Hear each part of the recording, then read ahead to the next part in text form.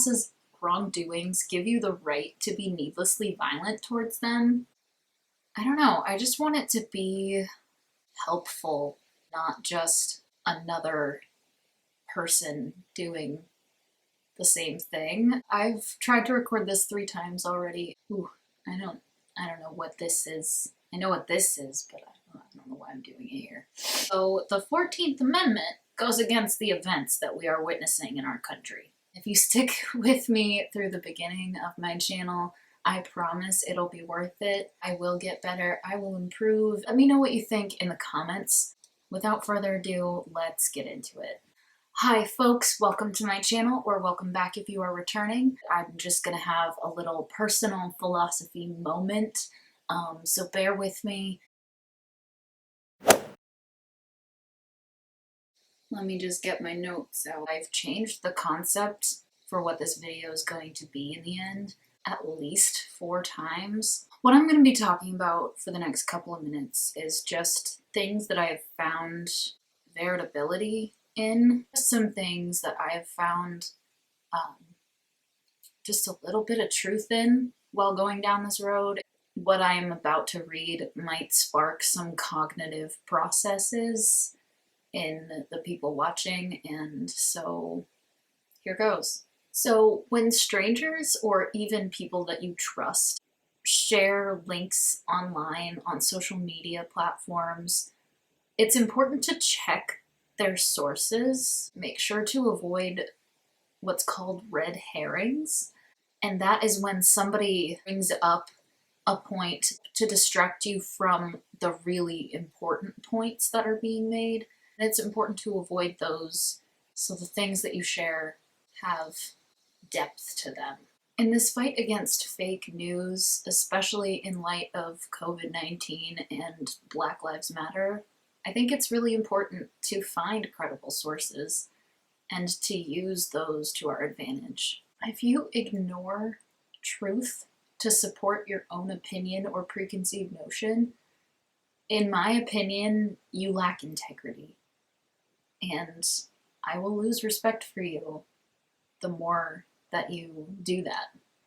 So back yourself up, because it's out there, and it might not be simple, but it's not that difficult to find things to support your argument. So just try a little bit. Ooh, I don't know what this is. I know what this is, but I don't know why I'm doing it here. It's really not that difficult to find sources that back up your argument that you're making, and if you can't find anything to help you out, maybe re-examine your position. I've changed my direction of this video several times. I don't really know what I'm doing. Part of why I even wanted to make this video at all is because people keep using, well, come on, as an argument. If they're in jail because they're black, it's 2020.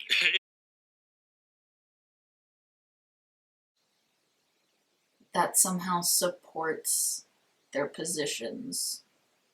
Well, come on, it's 2020.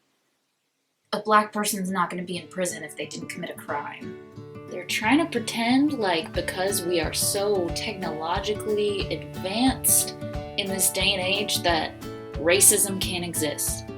Come on, it's 2020. We can't be racist because it's 2020. Really?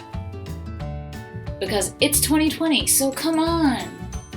Just ignore the racism, it's fine. There are people of all races in prison that might not necessarily be guilty. It has nothing to do with the time period we're in. There are people in jail who were convicted before DNA evidence came into play. So because we're in 2020 doesn't mean that people can't be wrongfully accused of something. Here's the thing. My take on this whole Black Lives Matter movement is that it was at least ignited by police brutality. So that is, if nothing else, the major thing at play here. And yes, it happens to people of all races, of all genders. But does that mean that we should stop talking about Black Lives Matter? I just think that that should fuel our fire more. All lives matter, right? Like, what about these white people? You know what? If you disagree with me, you disagree with me. Let me know what you think in the comments. Let me know if you know about something that I don't. I'm not claiming to know everything, and I will never claim to know everything.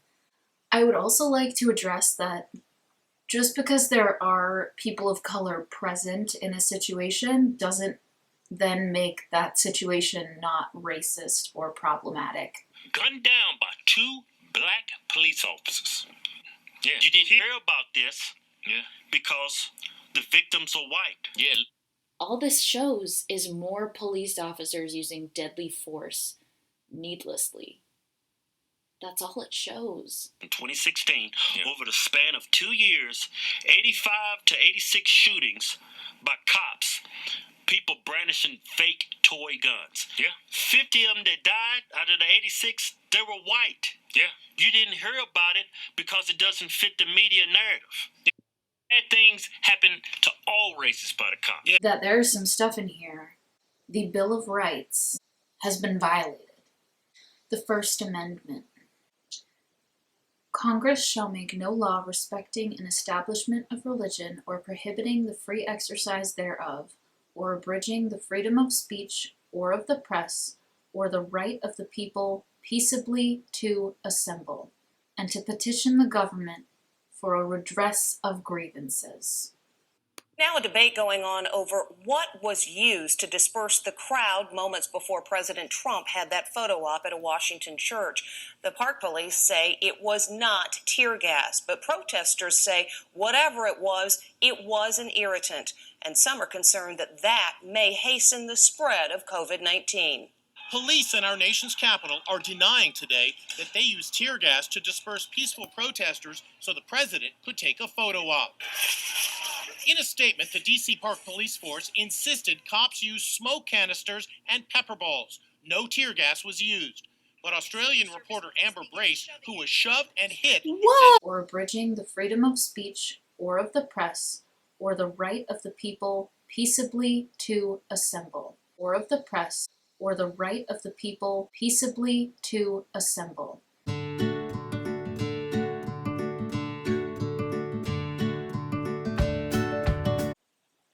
I think our country is grieving right now. I do.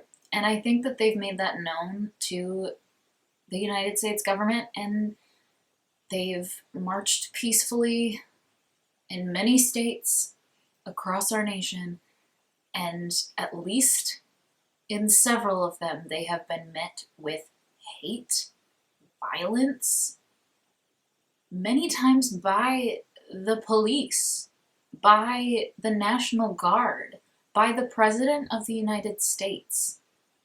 It's in the dang Constitution. Can we not get some justice here?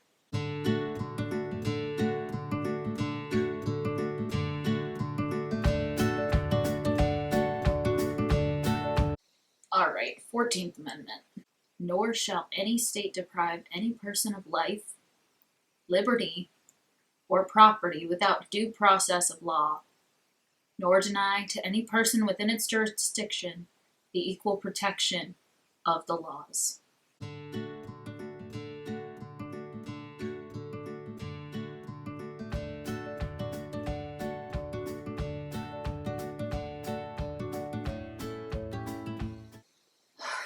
What the heck? So the 14th Amendment goes against the events that we are witnessing in our country. Nor shall any state deprive any person of life, liberty, or property without due process of law. Where's the due process? I want to know.